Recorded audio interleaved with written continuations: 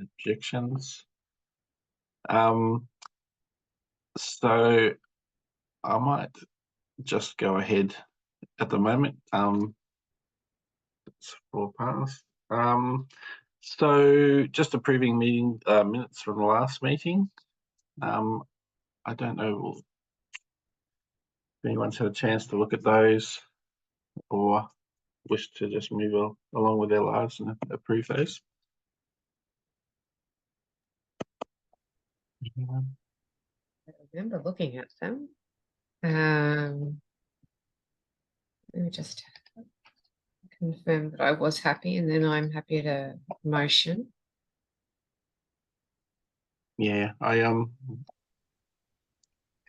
at our last AFC meeting, Graham showed his massive experience in dealing with this issue by saying, let's all agree that the minutes are approved unless anyone objects.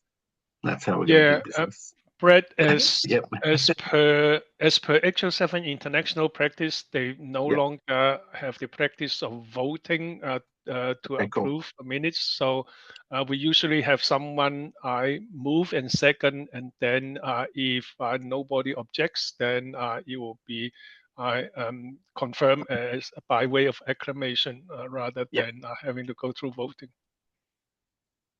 That sounds good. Would anyone move?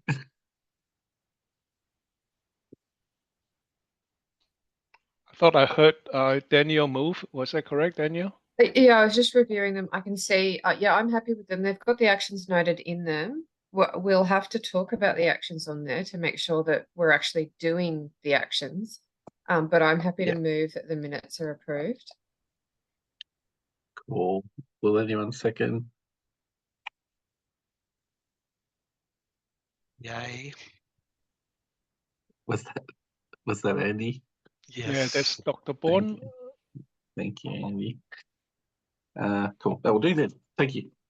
And I just, so basically most of the session we're going to talk gender harmony and sex and gender. And this has come through as a pressing need from the AU core TDG, and also it's pretty relevant to all the FHIR IG business that we will need to do. But before that, I was just had a few short announcements. So just to confirm, we do have co-chairs that have been elected, nominated and appointed. We didn't really need to vote on anything because we have a nice number of participants. So that ended up being Jane Gilbert from Telstra Health, Daniel Tavares-Rickson from CSRO, Stephen Chu from the Digital Health Agency, and Gil Carter from Voronoi, and myself continuing on. So we have everyone's accepted those positions, and so we'll have a few other people running meetings, and also we'll be working on things in the meantime between meetings as well to try and get some more organisation in this group. And I really appreciate everyone who's nominated themselves and has been nominated for participating. So that should hopefully spread the load and give us a bit more capacity to do things. Sorry. Yep. Sorry. Who were the existing ones other than yourself? Was Brian still a co-chair? Or? No, Brian wasn't co-chair. We essentially, when we reformed as the FHIR Work Group, the plan was to get new co-chairs. I was made interim co-chair until that was sorted, and so that went out as a invitation to nominate to the members. And okay, so that's the full list. So Jane, Danielle, Stephen, Gil, and yourself. Yeah, exactly. Thank you. Exactly. And so they're actually staggered 2-year and 1-year terms. So I can't remember who's who, but I have it down somewhere. Who's on 2 years? I think Danielle, yeah. Yeah, I am. And Stephen, yeah, cool. I think Jane, Gil, and myself were up for 1 year, I think. And so that way we'll have the opportunity to drop in and drop out as needs be. So we don't have all of the co-chair positions changing over. Yeah, can we then Yep. take an action to update the co-chairs to Yes. update the Confluence page, because it's still only got the interim Yep. thing, Brett, to list the Yep. co-chairs and what our terms are. I'll extend that out to the HL7 Australia page as well, which has the wrong material on it as well, which I know. I mean, I'm happy to update that, so that action can be on me to update the FHIR Working Group Confluence, homepage with that. All right. So make Danielle for Confluence, and I'll follow up on the HL7 Australia main page, which takes a bit more messing around. Cool. That's good. Yeah, cool. So so the other thing, so I just wanted to note now, I haven't got all the details here. I have to reference the GitHub issue, but we did have a discussion around name context and adding an indication for which name to use for IHI validation at previous meetings. So some prep work was done on that. So there is actually a branch published for AE-Base that has a proposal for that.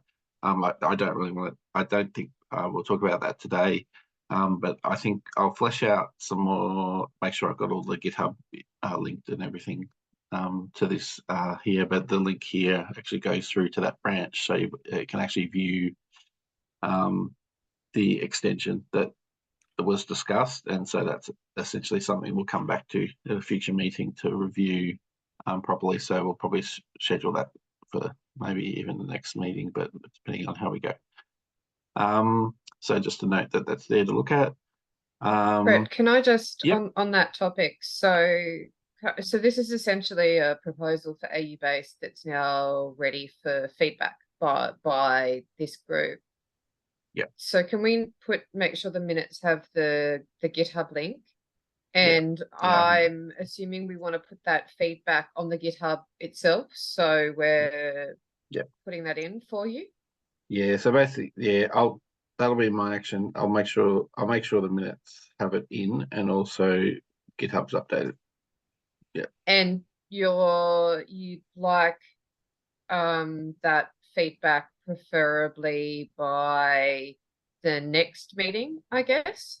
Yeah, I think I'll send. Yeah, it'll be good. I'll send out an email, I think, for that, and just note the change, note the proposal and intention to essentially get feedback before the meeting, hopefully, and or approve it next time if people are happy with the approach entirely.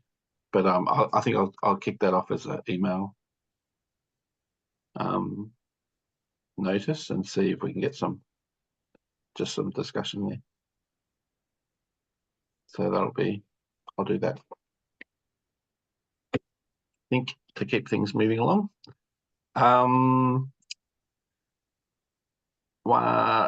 Something that's new is we have been talking to HL7 International about issues and issue tracking and ballot capability. So we currently have managed to do what we need to do to get AE-Base and AE Core listed as on the HL7 International Jira trackers. So just to give an idea what that means, basically it's possible now to create issues for our specs. So we look for the AU ones, we've got AE-Base and AE Core in there. We have published a last published preview version and the current version, which is CLI build, and you could happily it's also got all the kind of artifacts listed if you want to specifically identify an area, but this is generally the approach that's used for all the FHIR RGs internationally and HL7 International. Yeah, that gives us, we're basically into this infrastructure now, and this will also be the basis of doing ballot balloting later. So expect there will be some more information about how to drive it and what you can expect to see for giving feedback and ballot material. So that's just to note that technically it's happening now. So that's a good step forward, I think, and gives us an updated sort of set of capability, and we've got good support from international to maintain it and everything like that. So that's good. Just to note, AU Core balloting timelines. I've just got the dates there. So we intend to run a draft for comment ballot in March. So that will, as much as anything, be an exercise. It's a gathering feedback exercise, but also we'll test out our ability to set up ballots using the HL7 international infrastructure and being able to get everyone participating. There will be some, there's a sign up sort of period where people that want to participate in the ballot have to register their interest. So that is an area that HL7 Australia has to manage the formation of those groups. So there'll be some correspondence coming out on how to sign up. The core thing is to have a Confluence account, which is also a Jira account, to be able to use the issue tracking system. And then there will be a formal voter sign up process, which is done through the HL7 Australia membership. Essentially that's a HL7 Australia members sign up, and so they'll come through organizational correspondence rather to the contact points, and we'll make sure that we're getting the message out properly for people to sign up. I'm hoping to get some correspondence out in the very near future about getting Confluence accounts and things sorted, and then we'll also be looking to actually set up a sign-up process in terms of how the voters will nominate who is actually going to vote in a particular ballot pool, and then we'll actually be opening the AU Core for a draft for comment ballot 8th of March, and we're just going to run that for 3 weeks to gather information, and then that will also let us make sure we can actually achieve this with the tools. With the intention of having another ballot later in the year, which will be a STU trial use ballot later. Brett, Andy has a question. Yes, Andy. In the chat. I will read it. Just Oh yes, that can move quite quickly, Andy. The issue will be there is a artifacts list. So if there's no IG, there's no artifacts to list. Once there's an IG in place, we'll be able to generate out that stuff that's needed to create the entry, and that should be like pretty much once you're happy there's something to comment on, we should be able to action that. It generally takes like less than 24 hours to get it up and running. It's all pretty much automated. There's just some acceptances from international once that's added, but I can happily add the PR content needed to. That's something that we can talk about on Friday, Andy. I've gone through and worked out what our prereqs are for that, on how do we get that and when do we want to kick it off. Yeah, cool. So I think that's that would be an intent to do that. And Heath, I see your hand up. Will we be moving everything to Jira, or are we going to just use it for balloting, and GitHub will still be used for kind of the development phase of things such as gender harmony? I think our intention was to move into using the tracker system. Essentially we'd be behaving pretty much the same as US and international spec kind of methods. So they use it for everything, development as well as balloting. Yeah, we obviously have a transition because we have existing issues that are kind of in GitHub. GitHub. So it's whether I guess there's a question on how we transfer that, or do we just move? Do we sort of just move off GitHub? Because what we might end up doing is we can turn off access to raising new issues in GitHub. So that might be how we do it to stop new things maybe coming. Yes. So I have hands up. I don't know who's first, Danielle. I mean, I think we should be following what International does around the use of GitHub, which still has GitHub issues and does that planning, but all specification feedback comes through the Jira. Yes, yeah. It makes it much easier to track. I think once it's in there too, and they've got kind of, it falls into then the same methodologies that are documented as well in terms of maintaining some of that. So I think it's So what's the distinction? So when an actual change is agreed, that becomes an issue in GitHub, and then that's tracked as a commit. Is that the intent? Yeah, that's right. So all the do we change anything in approval for change proposals goes through Jira. The development team tracking I'm going to make this change or I'll refactor something that gets handled in the GitHub. Okay, that makes sense. Yep. Yeah, that's good. So yeah, keep it for the model facilitators and IG publishers for the GitHub would be the go. Yeah, the people submitting PRs and all that kind of stuff, just tracking the actual work. Yeah. Well, that makes a lot of sense. I think we should, we'll need to clarify that with people and make sure they know what to do. But I think it's more, it's also the links from the IGs themselves for, reporter propose a change link at the bottom of the page will now go through to the Jira tracker instead of our old Jira collection system, which on the AU base. Actually, it was pointing at GitHub for a while. So that's already been updated too. So it's actually going through to the trackers now. So hopefully, we can just move along and get onto that. That's good. And we've got a connectathon coming. So balloting is going to happen. Connectathon 20th through to 22nd. The first day is half plenary sessions and half work group meetings. So we will have to discuss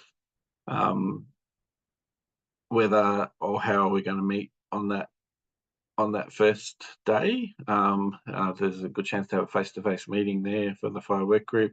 I assume the AU Core Work Group will also be meeting, so I think we'll probably have to work out timing and overlaps and things like that because I think that would probably be a problem to have concurrent sessions.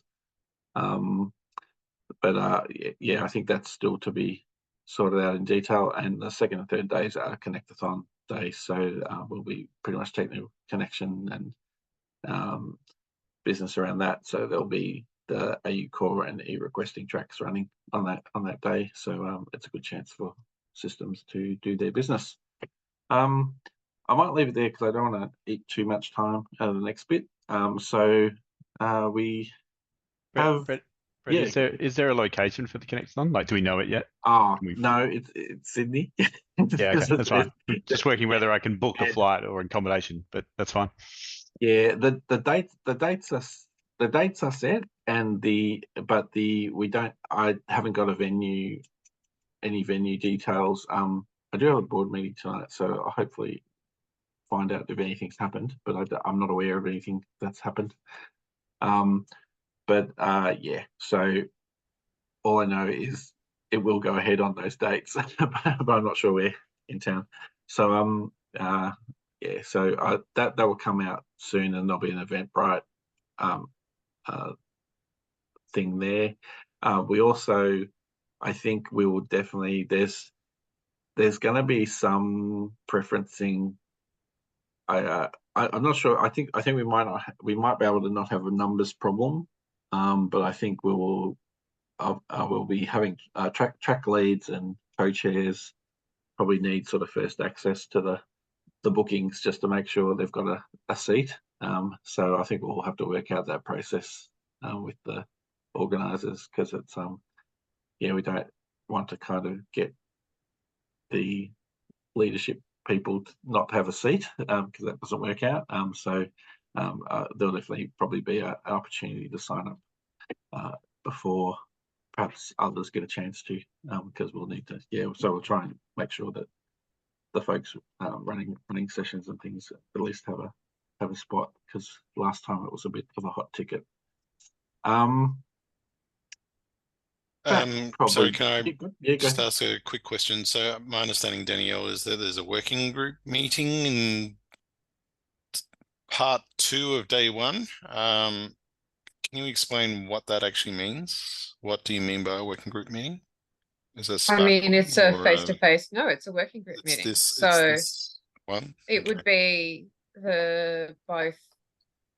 The options are there for each of the groups that are operating under HL7 Australia. So that's the AU FHIR Working Group, the AU Core Technical Design Group, and the AU Requesting Technical Design Group, to decide if they're going to hold a face-to-face on that during that time frame. So it's more than just this group. It is Correct. all of those other Yes. groups. Yep. Okay. Yes. So the question is, like, we're going to have to probably work timing, and I still don't know about rooms or anything like that in terms of what the setup is exactly. So yeah. So I think it would be it would be pretty hard, because we've got kind of, I think a few of us have multiple participations in all the groups. So it's and We'll yeah. get back to you about what the technical design groups want to do in the next FHIR working group meeting. Yeah, that's good. Yeah, I think that's good, because it would be good to work out how the sessions are going to run. You know, have a plan around that. Because obviously all the groups would probably like to have longer times to do things, but it's still, you know, with half the day plenary, which is a bit unfortunate, because I think most of the people in the work groups don't particularly care too much for the plenary part of the business. So we're kind of limited to that probably half day period. So we'll just have to work around that, and at least this time it's not overlapping with the connectathon business as well. So we've got 2 full days for connectathon, which is good. Cool. So I might move on to the main business. So we have a proposal. I might call Ruben. Do you want to run? Ruben Daniels was slated to run this session. Yep. I'm happy to speak to it. Yeah, that'd be good. So I think yeah. So basically, this is a number of elements around gender harmony and sex characteristics, and other related business. So yeah, Ruben has been kindly on top of that for a number of years in what's going on there, and so yeah, hopefully we can get through the material and understand a bit more, and then try and come to some conclusions on what to do next. So I might just hand over to if you don't mind to continue sharing your screen there, Brett, yep, I can just direct you where to go. Maybe start with the GitHub issue. Yeah, let's do that. I see Richard's hands up. Richard, did you want to make a comment quickly?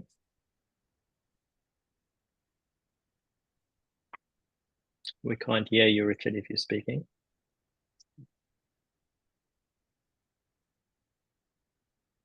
Okay, I think Richard's probably got an audio problem, so we'll just knows wait till he comes back. Just knows you'll have a question. Just jump in when you're ready. Yeah, jump in, Richard. Yeah, or add the question to the chat. Oh, yeah, good plan.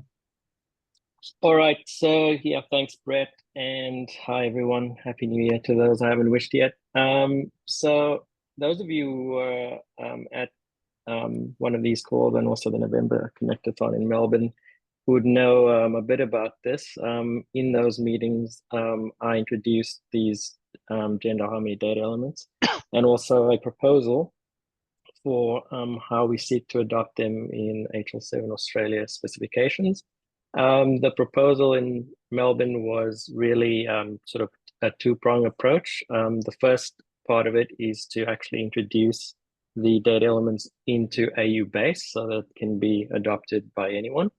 And the second part is to then look at which aspects of that we want to add as must support elements in AU core. What we're discussing today is the first part of that, the proposal for AU base specifically.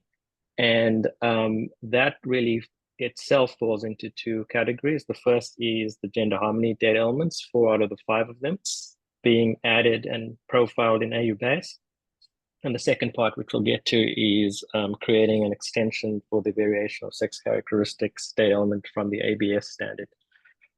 So there is the issue which was added in GitHub last Wednesday for comment, and I note there have been a few comments about that. And there's also a far more detailed Confluence page, which describes exactly what we're going to do at a more detailed level. So what I want to do is first check if anyone on the call has had a look at the GitHub issue or the Confluence page and has any questions which I can respond to. And then once we've done that, we can actually have a look at the Confluence page, which has the detail, and we can potentially then see if we're in a position to actually make any decisions. So any questions?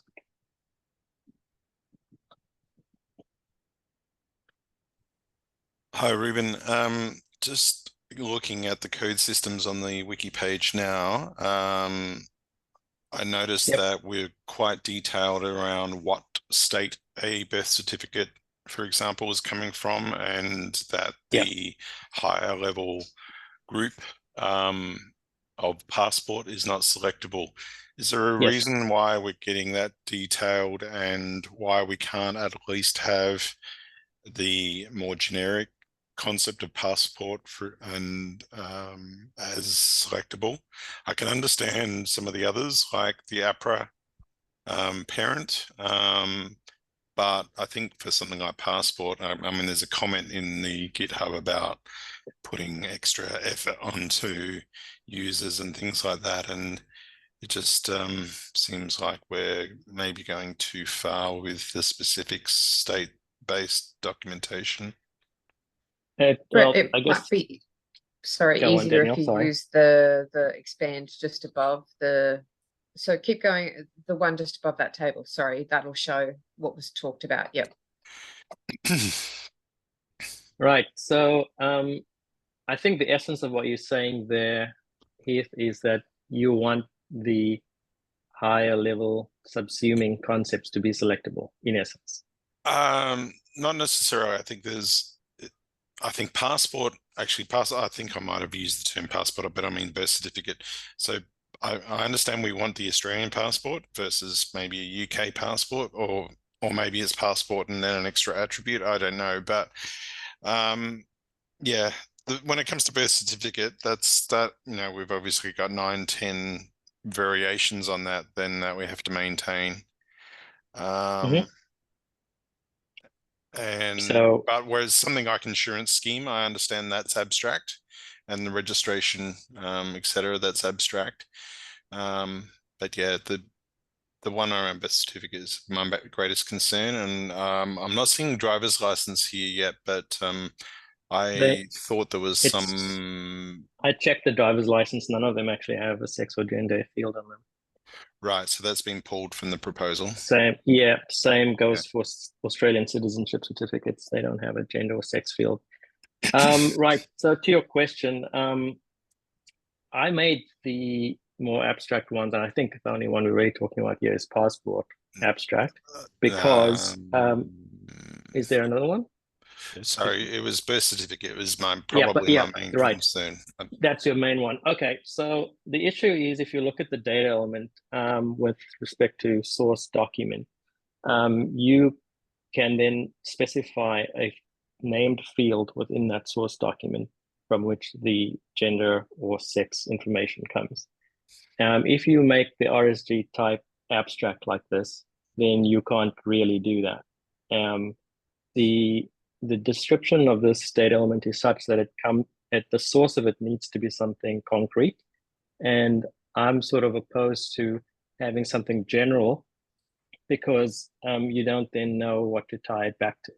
But I'm happy to have the discussion about that if anyone feels differently.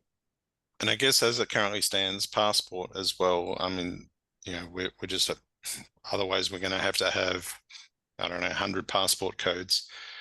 Well, that's why this code system is being defined so that it can evolve as needs arise. And further to that, it's an extensible binding. So if someone needs a different RSG type, they're certainly at liberty to define a code system and use a value from there if it's not in this one.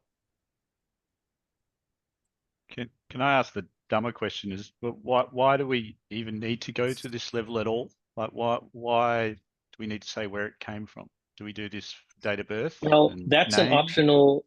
So when you're using the recorded sex or gender data element, it needs to have a type in order for it to make sense. Otherwise, it's pretty abstract. Now, that can be a simple thing, a sex assigned at birth recorded somewhere, or it can come from a field in an actual document. What you choose to implement if you're adopting the element is down to the implementation. This is AU base. It's not putting any must support requirements or other mandatory requirements. We're just providing a code system and a value set, which provides concepts for these things which we think people are likely to need. Okay. I guess there could be another approach, and I guess this goes back to what does the actual structure or extension look like? You can go there, Brett. There's a link near the top, I think. But jurisdiction, like having another element type in jurisdiction or something might give us what we need here, rather than having everything pre-coordinated. Yeah, that's good. Danielle, I saw you had your hand up too. Did you? I do. It is related to this. It's not a wholly new topic. I would state that of this proposal, I think I also have some feedback that I've not put in the GitHub yet about what I think we should do differently around RSG. And a lot of that is about terminology and use of RSG type. I also have some of the similar concerns that Heath does. When I put the feedback in the GitHub, I'll be saying that I do think, so if we're going to represent, and we have these, we'll call them types of recorded sex or gender, being sex assigned at birth or legal sex, it makes more sense to me that we have this specificity in the source document element. And what I'd like us to do, I think, before I'm confident that we've got that this kind of terminology is appropriate, is I think we should model out what does this actually look like and have some examples we all agree on. Because otherwise I'm not sure we're going to be able to get to the point on this is the terminology we have to use.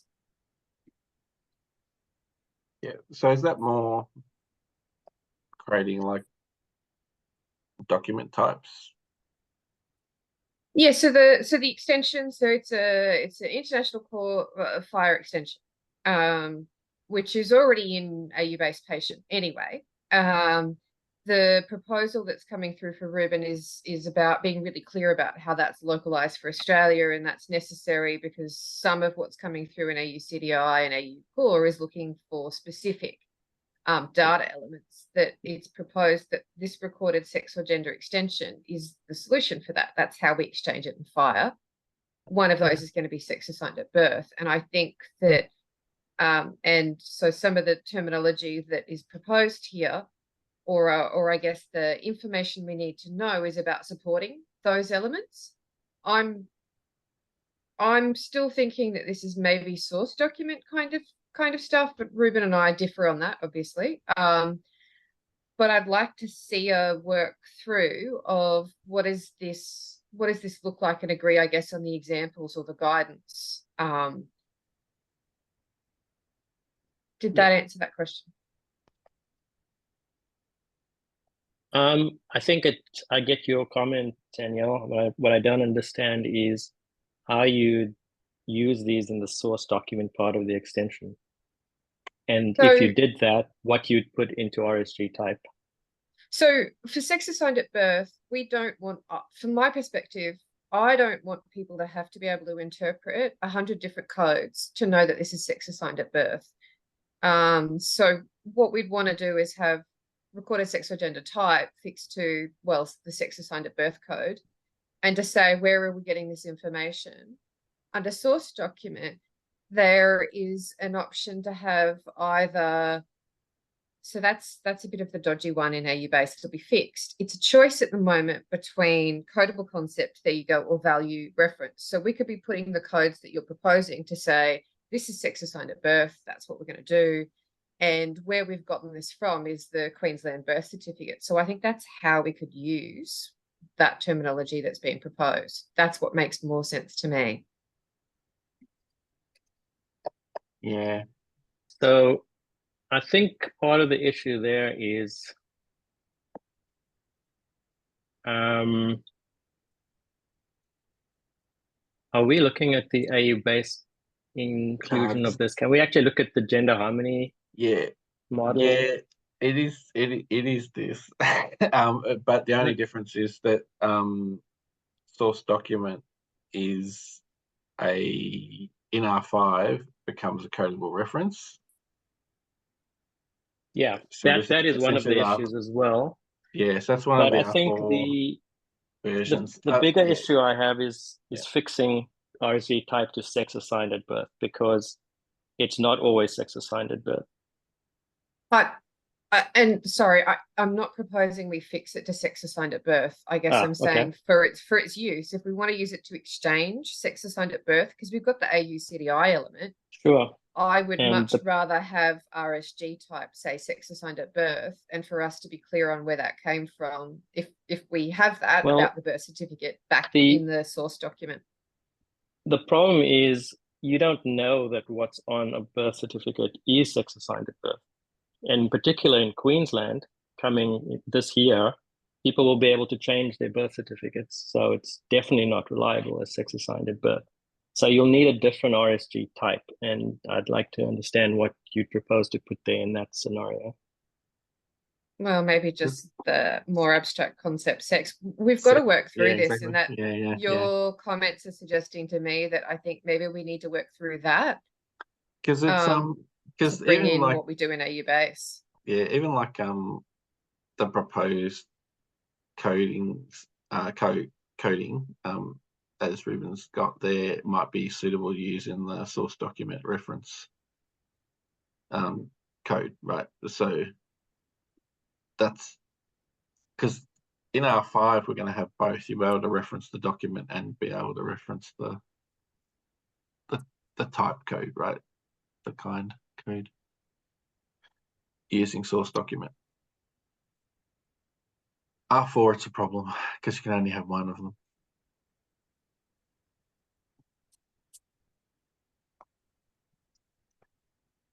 Okay, definitely sounds like there's discussion to be had with respect to that. Yeah, it's I mean, having now looked at that extension and the gender harmony guide, I think the type could be kept generic, such as passport, and then yes, the source field could potentially be coded. So at the moment it's just a string, but it could also be a code listed in there as well if we want. I mean, it's disappointing. I still think a jurisdiction element would be actually really useful, but but I think it could be covered under the existing suggestion as source field name, or sorry, not source field name. Source field code. Yeah. Is that actually what it says? I thought it's source document in your extension. So source document has different a to few the IG. subfields. There's the source document, which has to have a URL and a codable reference to a document reference. Yeah. I'm not sure how we would populate that in general. and then you've got source field and jurisdiction. The issue with codable reference is it's not yet clear how that's supported in R4. It's an R5 data type. Yeah, that's still an open question because at the moment, when you build it, it comes out as a choice, which And is that's not fine. ideal. I don't see an issue with that one. Yeah, It's more about in R5 you could have both, right? You could have a code and a reference. okay. So you got source document, which is equivalent to what? Record description? That just seems not aligned with the IG. The harmony, gender harmony IG. But anyway, Noting here, this is not an AU extension. This is No, this no. is This is the core FHIR extension. We've not built this locally. Yeah, this is the tooling, because what we're doing is we're referring to an R5 extension because it doesn't exist in R4. So when we ask for this extension in R4, this is the official version of what that is. So it's adjusted for R4, and it ends up being published as it's actually published as part of the AU base package. So it ends up as a it's actually an official HL7. It is the individual recorded sex or gender extension, but the mechanism they use for the R4 publishing is to bring it into the packages themselves. So we have this actually contained in AU base. So there's some technical shenanigans going on, and there's a conversion from the R5 concepts, and the main place where the only place that's really different is the source document type, because the data type's not supported in R4. It's supported in R4B if we went to R4B. But We're not going to R4B. so yeah, so it is a issue. so there is a jurisdiction element in this profile. There is. Yeah, see, because the way I read even the type script, this definition, it says it's the category of sex or gender. So it says nothing to do with documents. It's just So the type of sex or gender that's being recorded. Yeah. Type is very ambiguous. If we That's a if good we point. went- That's in the gender harmony IG as well. It's not quite as elaborate, but yeah. So if we went with, I suppose, the direction Danielle's going with, or putting forward, what we could do is come up with a very tight list for RSG type, which could be sex, gender identity, sex/gender, just, the various sorts of labels you can find in these various source documents, which is exhaustive. And then make the decision that we're going to put those codes from the proposed code system in source document sliced for value codable concept, and really push international to ratify how codable reference is implemented in R4, and then bind the proposed value set to that field. That's the essence of what you're saying, right, Danielle? It's something that, well, yeah, it is. But I want us to agree on what that looks like for some very specific examples that we've got. Sure. Yeah. So I want to come back to his original concern, which was which of those source document values should be selectable. If we're going with the approach Danielle's selecting, then I definitely don't think that we can have an abstract source document. It needs to be something that can exist, like AU passport versus passport, or Queensland birth certificate versus birth certificate. I start to think for the document sources, like should we be creating document like a proper document type catalog at this point and going? I hope not. Well, it's like, because effectively this is the codable version of that. Yeah. It's I mean, we could look at doing that long term, Brett, but I think in the time frames we're in, I think that'll take a lot longer to get over the line. Yeah, But I think it's going to be easier to get agreement on a small set of values than it is a larger one. So, I mean, other than your concern about the granularity, having read the definition now of type, this is not relevant to type. This is more relevant to the source document. That's why I'm saying under Danielle's proposal, that's where I'm suggesting we put all of this. But if we are then referring to a source document, are you in agreement that there needs to be a concrete? But then you've got document? a jurisdiction element there as well. So that's where you could put the Queensland jurisdiction part against jurisdiction. Just have a birth certificate, generic type.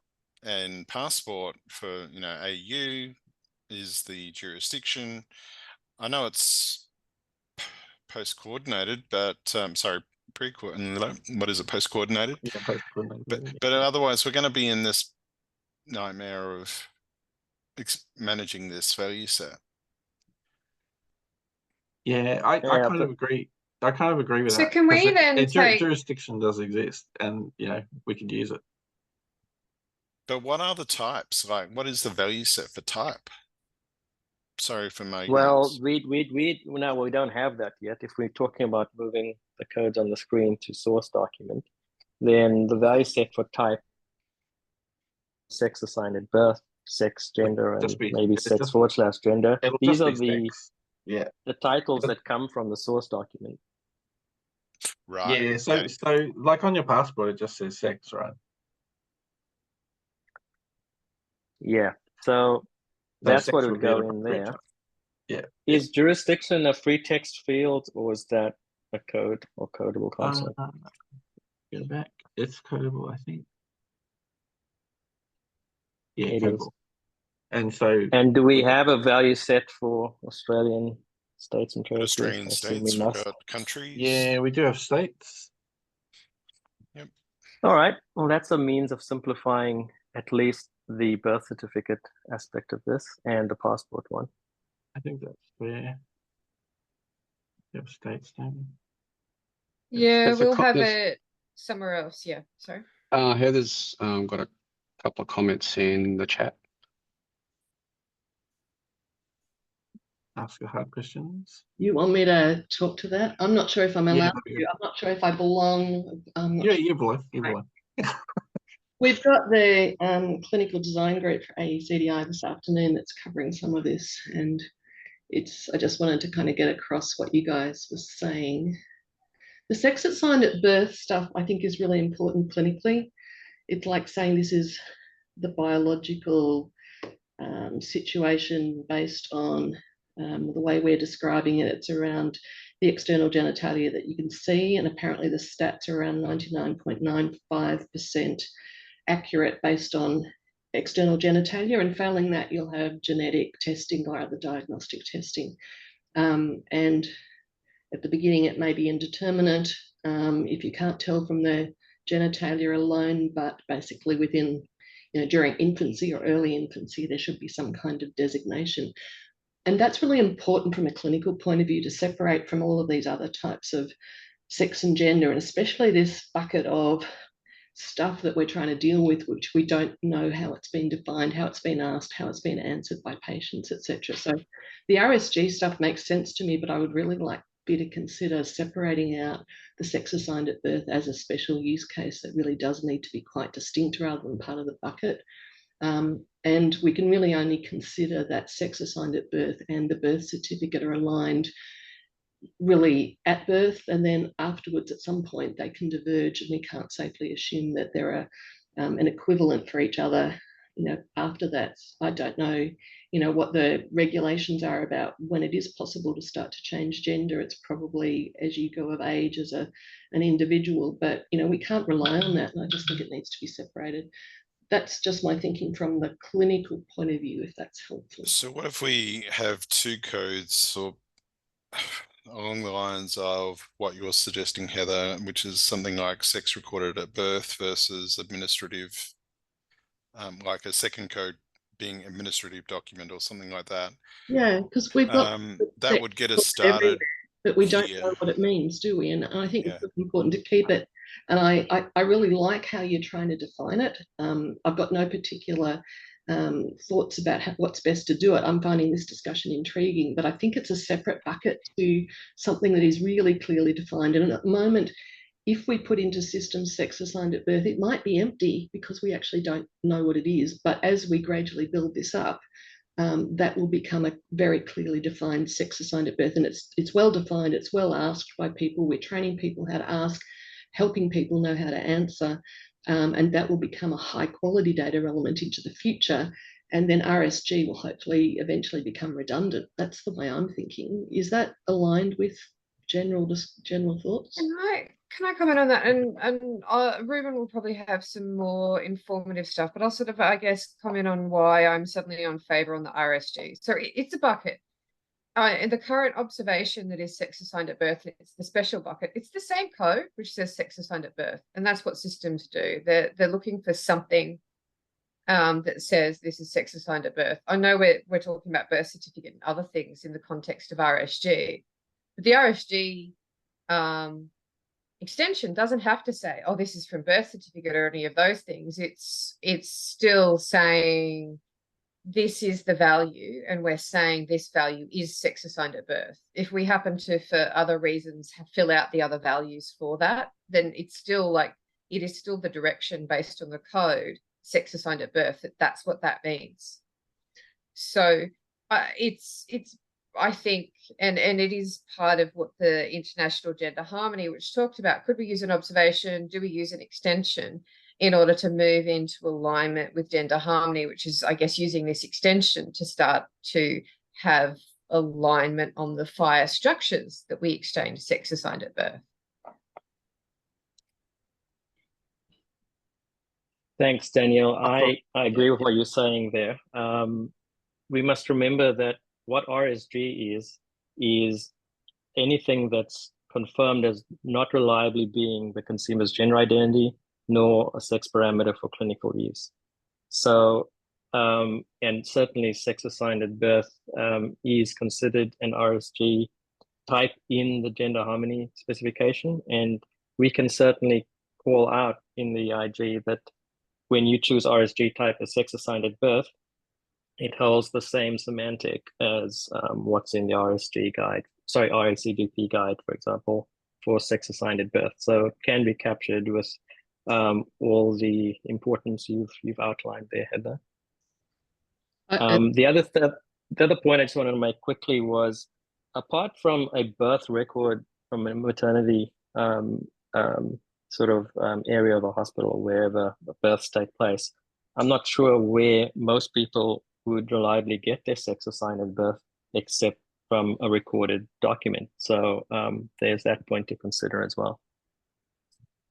Can I just comment that I thought Heather's description of sex at birth was what we would pin to sex parameter for clinical use. I struggle with this sex at birth because from my seeping in of what Ruben said over the last couple of months, and that is I thought sex at birth was becoming a little bit irrelevant because it's about what is their clinical sex now and what is their gender now, and it's for the doctor to decide, or clinicians to decide, what is the clinical sex relevant to my scope, and that sex at birth became less relevant.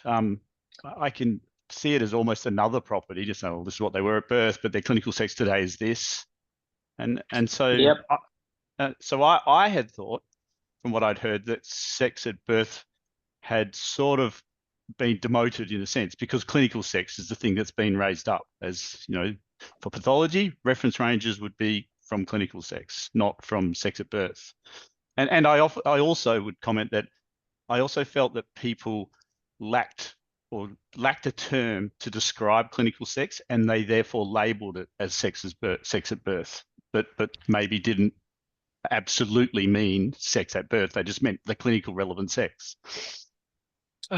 I would follow that conversation, Angus, by saying that if we are going to entertain the concept of sex at birth, we should separate sex from gender.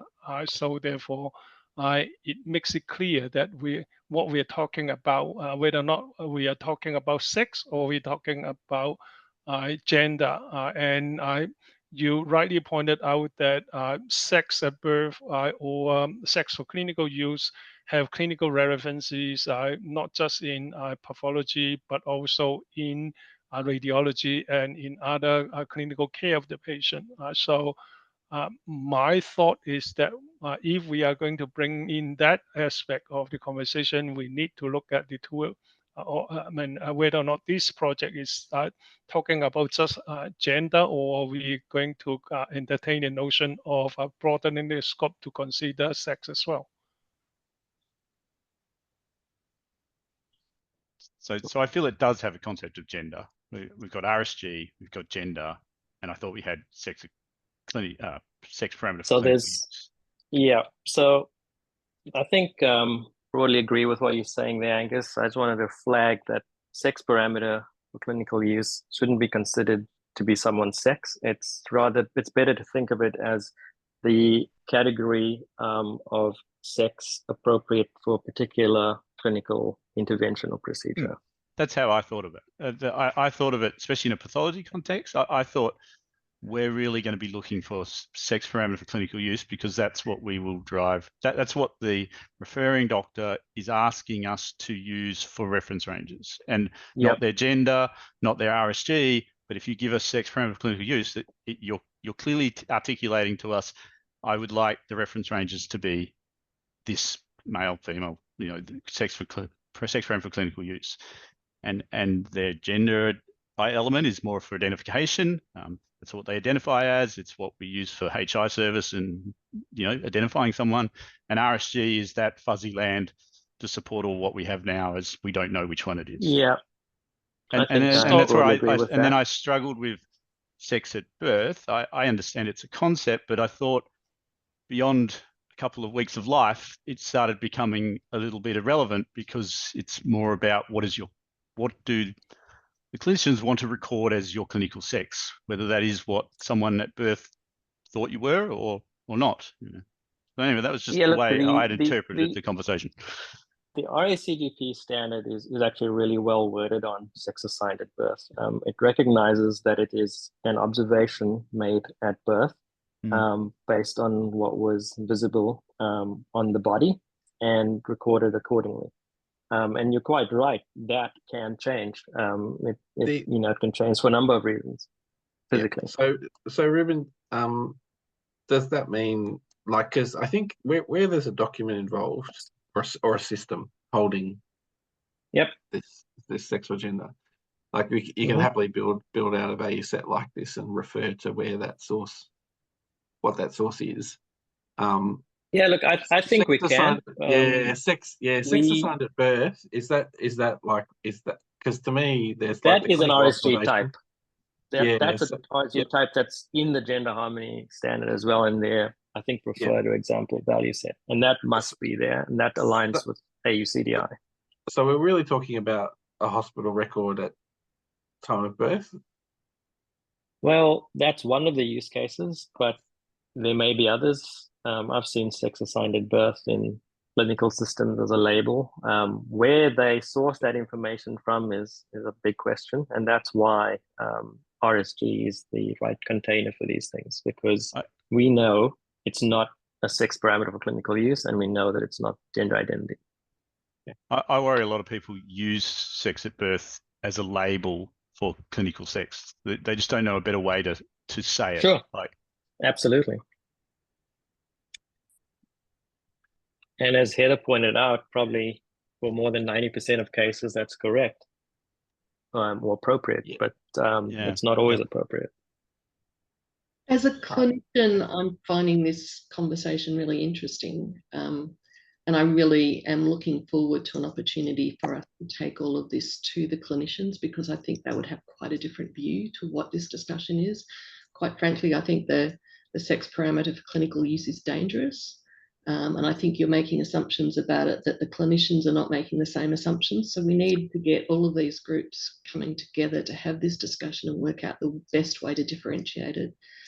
from my point of view, the sex assigned at birth is the only anchor we've got around genetic predisposition for preventive health, all sorts of things, because we know that we're going to have gender surgery, we're going to have just anybody, anybody might have a hysterectomy or something else that is not related to their gender. It's just things. So the things like knowing what sex you are at birth, what medications you're on, whether you're on hormones and so on, whether you've had a hysterectomy or not, doesn't matter if you're transgender or where you are. It's nothing to do with your gender. It's just whether you have a uterus or a cervix or whatever. That's actually the kind of thing we need to do. It's nothing with clinicians assigning the sex for clinical use. That is, to me, you have to go to the raw data, and that's our only way of being able to practice safely. And so to me, that it's quite frankly, the sex for clinical use is dangerous because it can also become something that's persisted. It's not just on a per procedure level, and you're assuming that doctors know how to actually fill it out and how to assign it. So Heather, just to be clear, we're not proposing sex parameter for clinical use in this proposal. No, but it was brought up as part of it was brought up, sure. And so yeah. I do think that this needs to be carefully considered, but I still think that the sex assigned at birth is our only anchor point to know a source of truth. And it is about external genitalia giving us 99.95% accuracy that it is the right sex. And then we rely on some kind of diagnostic test like genetic testing if we don't know it, because it does always get recorded. It's not necessarily right, because you do get, it may need to be updated as a child goes through puberty and you suddenly get the external genitalia changing and then you do the genetic testing, etc. But we need an anchor to actually know from a preventive health point of view and know what their genetic sex is. So it's absolutely critical to have this clearly distinguished and not part of a bucket from my point of view. And I think, so, all of this to the clinicians, because I think you'll hear the same thing. I hear what you're saying from a administrative point of view and from the messaging and whatever technical point of view, and it kind of makes sense, but I think you're missing a whole lot of stuff that the clinicians would have to say about it. So Heather, what I'm not understanding here is I'm not sure if you are opposing using RSG with a type of sex assigned at birth or not. So can you clarify that? I hear that sex assigned at birth is part of the RSG, but I think that we should have a separate term, call it what you like, but I think from a clinical point of view, that is the correct one. But we actually only allow people to enter it from now when we know how it's defined and what we allow the source to be. It's not a bucket of old stuff. Anything that's coming from what's currently in systems as legacy sex or whatever we want to call it should be part of the RSG. But sex assigned at birth, that we know exactly where that starting point was for that person, is important to know from a clinical point of view. So if we just look at that for a moment as in a practical sense, sure.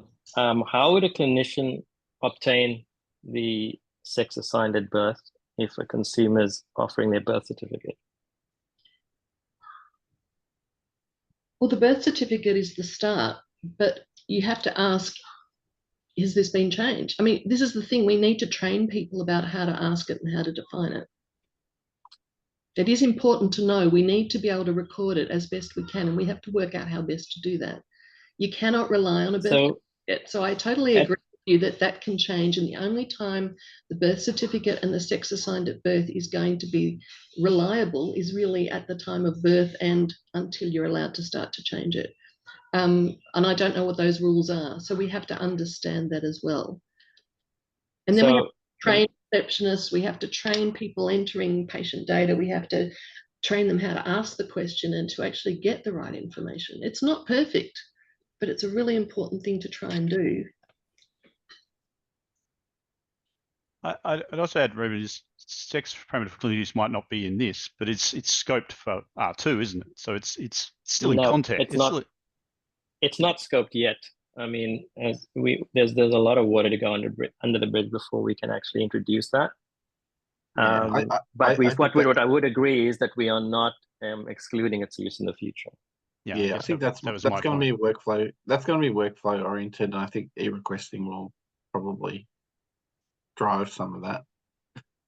I also worry that then- Heather just said she didn't want sex at birth to be in the bucket with all the old stuff, but it is, isn't it? Like it's an RSG, except it will have a tag, a label on it that says it is sex at birth, isn't it? Which also leads Yep. me to thinking, I assume we're not proposing that this is a list of. I mean, a doctor's going to say female sex at birth, male driver's license, Yep. female passport. Absolutely. They are. Okay. Yep. Yeah. Now, hang That's on, let's right. be clear. This is AU based. This doesn't say for your use case what you can and can't do. This is just Yeah. a toolkit you can go on and You use. could. So we don't constrain things in AU based. No. We need to have that discussion in like e-requesting in an AU CDI on, I guess, exactly this, and feeding on from AU CDI. If that says you only have one, then AU core would say, well, we only have one that is sex assigned at birth, for example. We might put that in there. But in AU base, it's more about just structurally, how could we do this in FHIR? I'm just very worried from my context as to it's feeling like it's becoming very vague. You're going to throw a lot of sex parameters at us and expect us to produce reference ranges for one of them, you know. Oh, you have to decide what the appropriate one is to do. Yeah, look, Like we're providing. do. I would have thought our requester needs to. Like we're arm's length from that decision. Look, Angus, what this proposal is doing is providing the standardization around how to use these data elements. How they'll actually be used in specific use cases will be up to the authors of those IGs. Yeah. So what we're trying to do here is say, sorry, but just quickly, if you wanted to represent the sex on a Queensland birth certificate, then this is how you do it. Yeah. What you want to do and how many of them you want to put in, and semantics around periods and jurisdictions. That's, some of it will be up to the IG authors to decide. Yeah. Sorry, back to you, Brett. Yeah, no, I was just going to agree with that. So I think, if you're receiving, say, a pathology request, you will care about certain types of these things to do business. So, and that might even be the the clinical, the clinical sex that, that's asserted. Parameter for clinical use. So, exactly. I mean, that's looking like the best candidate, but it's out of the group. The only thing. Yeah. But I think that's that's a context specific term, and in some ways, whilst we might have a generic way of representing that, it might need definitional work, right? To say, in our context, that means these things, right? And because it is context based. Yeah, and I believed it was going to be per procedure, like per request. Could be male today, female tomorrow. That's the ideal way to adopt it. I agree with you. Oh God. Yeah. So because but it's not what we're talking. It's not the proposal. Yeah. No, but but the fact that it's out of the proposal is creating even more problem for it. Now I'm like, well, so in the future we're doing this, but for now we're doing, it's actually making it harder for me that it's out of the proposal. We'll get there. We'll get there. We will get there one day. Yeah. And I think e-requesting. Richard's had his hand up for a while. Yeah, sorry, Richard. Go ahead. It strikes me that this is sort of a that some of us might be forgetting that this is a data collection element. It looks like this is a way of giving enough metadata for a thing I found in a record that you can actually figure out what it was. I found a 1. What is it? What does the 1 mean? The 1 is a sex and it comes off this sort of document, or the 1 is a sex recorded at birth and it comes off that sort of document. So it's about giving you the metadata, the context behind a piece of information that's been found and you're wanting to exchange it. And so if I look at somebody's birth certificate, then it's going to be a sex recorded at birth. If I've got, even if the birth certificate's changed, all I can do when I'm recording it as an RSG is to say that it's a sex recorded at birth. Or I might decide to say it's a sex, and I don't know whether it was recorded at birth or not, because I believe that these birth certificates are frequently changed. But it's a way of putting enough of that information into a structured format that the person receiving it can then figure out what to do with it. And then as to Angus's comment, I think that's quite appropriate. Is you could reasonably, as a pathology lab, say, only send me the information about which range I should use. And if you send me other things, then I'll either reject it or I might get it wrong. So that's not a problem with the possibility of saying all of these things here. That's a constraint you'd put on the person sending you the request, saying, don't send me those things, send me these things. I know there's a whole soup of stuff you can send and describe them all. And I think one of Heather's things was about, she wants the real sex assigned at birth as opposed to what I found in a document. And this is a step in that direction, but this is a way of reporting, I found this in a document and here's the metadata about it. In terms of the certified sex assigned at birth, that needs different sorts of work to come good. Yeah, I think there's a case to say if you wanted to record a real observation, you should record it as part of a hospital record or something like that. And then I think there's a case for that. Noting, same code. From a machine Yeah. perspective. So from a human user, they don't see this. They don't see its RSG. They don't see anything. There's a No. code that says sex assigned at birth and there's a value.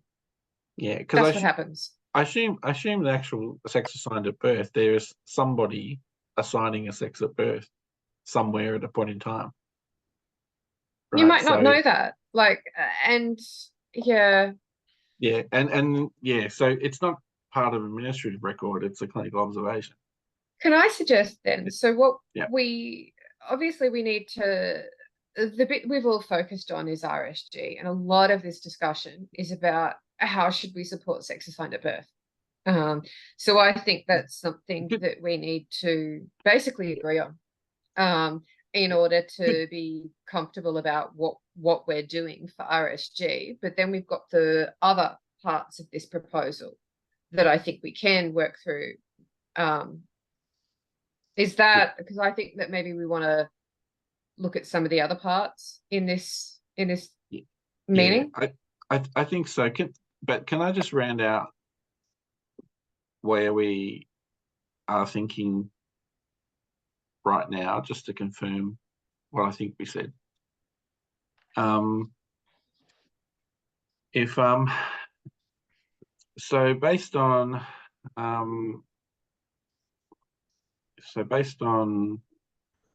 the definition, so this is the recorded sex or gender concepts, yeah. Would it be fair to say we've got type, source, document, and jurisdiction? I know. And source field. Source field.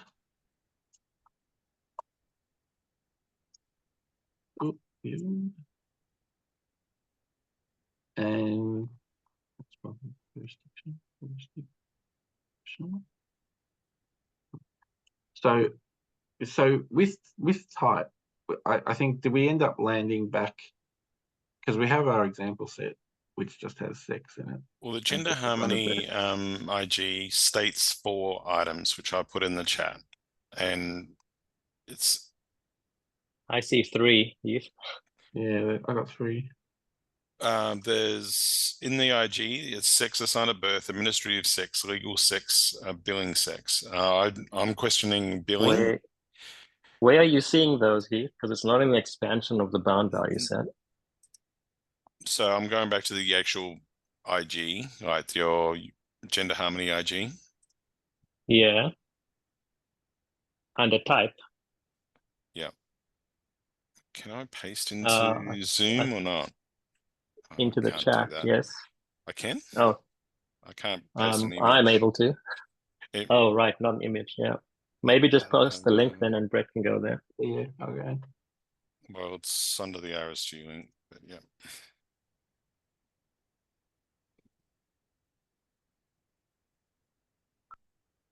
So scroll down. There is a link in chat. Go back up. Sorry, you went too far. Keep going. There. So determine which sex or Okay. gender concept, and it's sex assigned at birth, All administrative right, sex, so- legal sex. So for me, this is giving us the guidance on what that value set should be. That's I'm questioning the last one, but the other so three seems reasonable these to are me. general values, though. I think yes. If you actually look at the extension itself and its the expansion of its value set, it doesn't have all of these. It has what Brett had on the screen a moment ago. So is the extension an AU base currently? Yes, it is. Yeah, it is. We've got, this is the published one, and we've got the R4 version of that. So you can see we've got codable reference here, which isn't supported in R4. Yeah. So we actually have a choice between code and reference instead. Well, that's TBD. It's not yet Oh yeah, ratified. that's the current. Yeah, that's the current mechanism. That's the current way it's coming out. So Yeah, that's what the IG discussion. builder does right Yeah. now. The IG publisher. Yeah. That may change, and I think that's possibly not the best answer for that problem. But the but that'll be a generic answer, whatever that is. Yeah. So I kind of was like, because I was hearing that like we'll end up with a type that's like sex and sex assigned at birth, at least, And gender, or gender identity, I should say. Well, it's missing all those terms are missing the concept of gender. And Yeah, agreed. I mean, it's also missing something like sex/gender, which I've seen on some documents as well. But even then, like the definition is pretty poor. It just says sex. Well, I mean, that's the Yeah, I problem know. we've had for the last That's- 50 years is what does sex mean compared to gender? Yeah, in Yep. some ways, it's to me, it's like if that's what the document says, that's what it is, right? So it's not useful because you have to interpret what, but it's in the context of a document. So this is coming from R5 originally. Are you saying, Brett? This one is the R5 extension. I think of the type as being about recording what the source document thought it was giving you. Yeah, I agree. Yeah, I agree. That with was another reason I put all of those values in RSG type, because to some extent, they are semantics provided by those source documents for what it is. But I mean, if the general feeling is that we want a small tight set of RSG types and rather record the specific document type elsewhere, that's fine too. What's AHRQ stand for? Yeah, I'm not Like sure. some US agency. I don't think it's relevant to us in Australia. Yeah. Or it might not be. Yeah. So like, and from the discussion, so I think like, would it be fair to say these are like three type concepts that What I'd put is sex useful? I mean, Well, I think sometimes- sex assigned at birth is, some- Heather's given us a very good use case for sex assigned at birth. But if this field is to convey what the source document thinks it's telling you, or what the source document was asking for when people filled it in, then a lot of forms are going to have sex, and some are They going to have do. gender. A few will have sex/gender, and then a few will have other things. But basically, it's what as I understand it, this is what the source system was asking for. And so these were the rules that people were following when they filled out this piece of thing. So this is not really giving you, I've decided what this data means. It's saying, this is what I found, and this is what the source said it was. So it's about provenance. Which one do you pick for your driver's license? What do you pick? Exactly. I don't see Exactly this what the helpful. The driver's license doesn't have sex or gender. It doesn't have it. I've checked all 8 of them. They don't record gender or sex. Bad example. Passport. So which one do I pick? Okay, so passport has sex as the title. And it's because the passport literally says the word sex when I look at it. Is that your point? Yeah, that's my point. Yeah, because that's the only semantics we have. Is what you can't assert. what it means beyond that.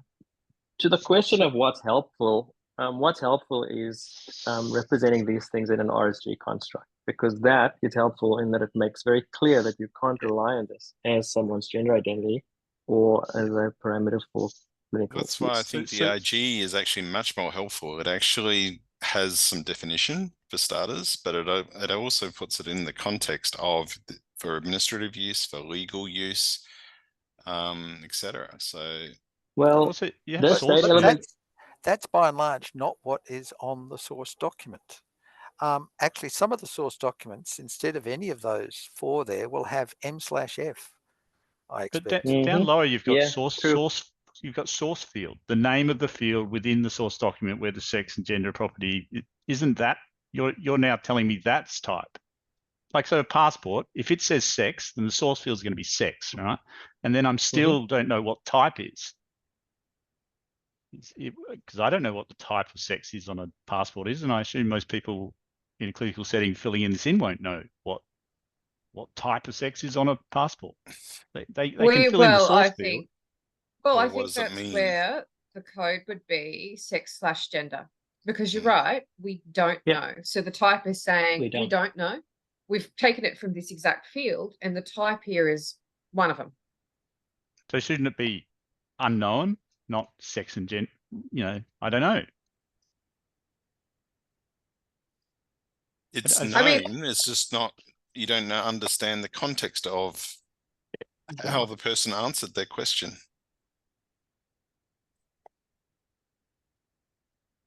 So, as a definition, all the Gender Army implementation guide says is that this is the type of category of sex or gender that is recorded. Done. Yeah. And So, if I guess my don't know, question- and if I don't know, Ruben, like I don't know. I have a document. I would it says suggest, sex. I would suggest that whatever document you're looking at would have some form of category associated with the sex They're not. or gender value.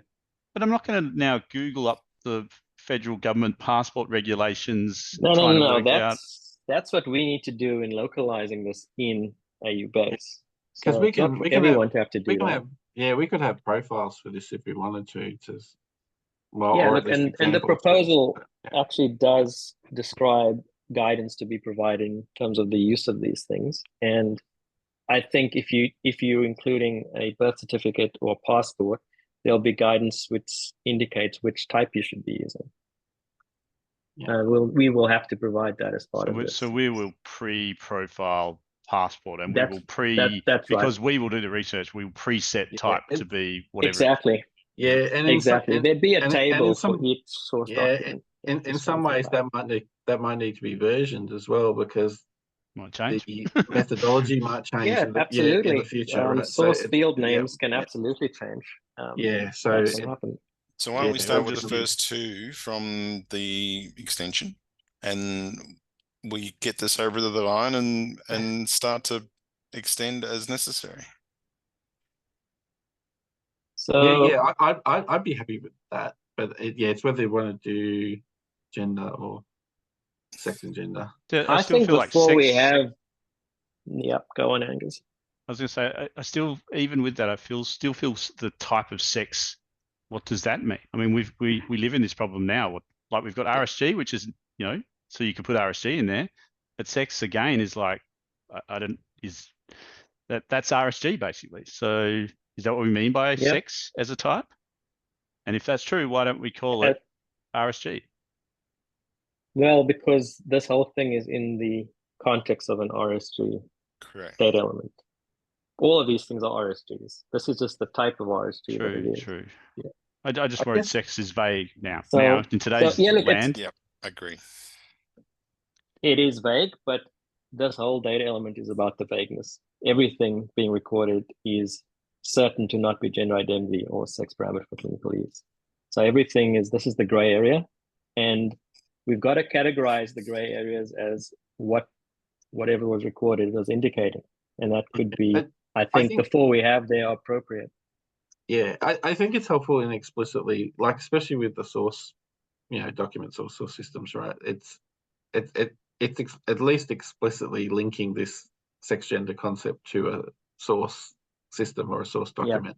So if you can consider what that source means as well, right?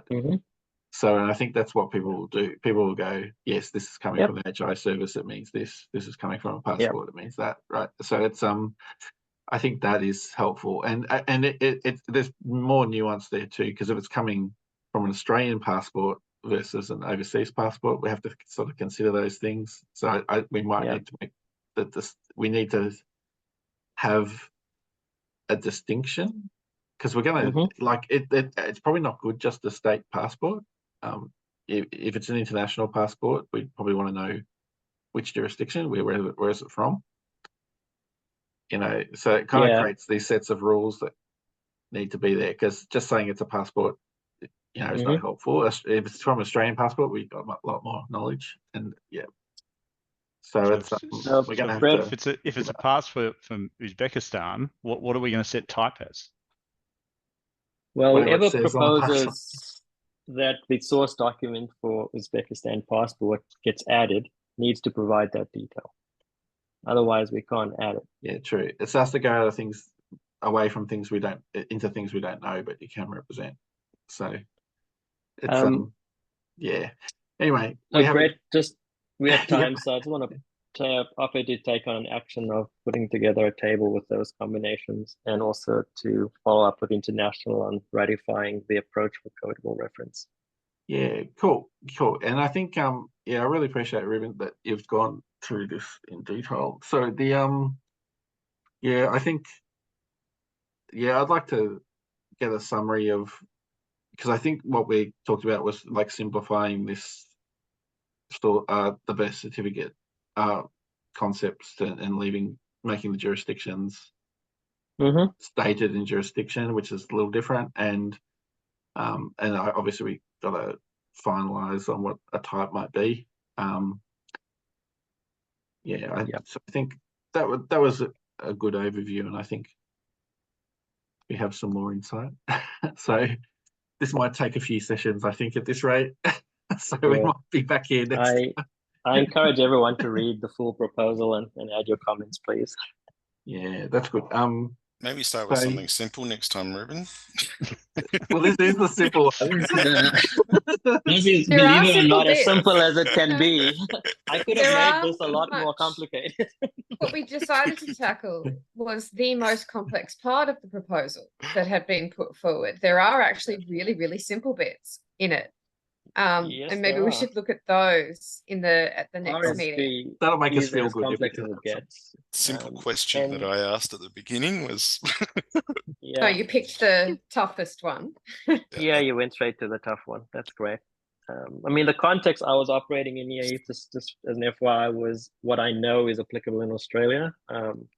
But I appreciate your comments, and I think the simplification is good. I think you're identifying the systems and those key documents is really important, and I think that's really good. We have a working value set there that we understand what a good, and I think that looks like a good set to me in terms of just getting started, and so I think that's good.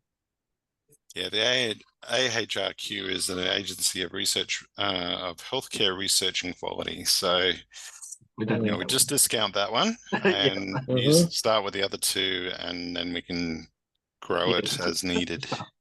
Yeah, I think that's all plan here. Cool. Anyway, we are at time, so if you need to drop off, that's good. I think we'll call an end to today. Thanks for your participation. I just want to comment, that was probably the hardest scribing I've ever done. Yeah, Michael. I'll just send what you got, and I'll triage because there was a lot talked about. So I think we'll just try and capture the key points of the discussion and note those. And I think we came to some conclusions. See you later. Thanks. Bye. Cool. Cheers. Bye all. Thanks, everyone. Bye. Angus, I'm appreciating your Hacking Health shirt. That's a classic. I've got one of those too. Yeah, it's got a few holes in it now. It's antique. Yeah. Oh, I have that shirt too. I even stole it because I wasn't part of it. I just walked in one day and talked to the people hacking, and there were shirts on the table. I said, "I'll grab one." Nice. That was the first thing Graham picked up when he walked into that hackathon was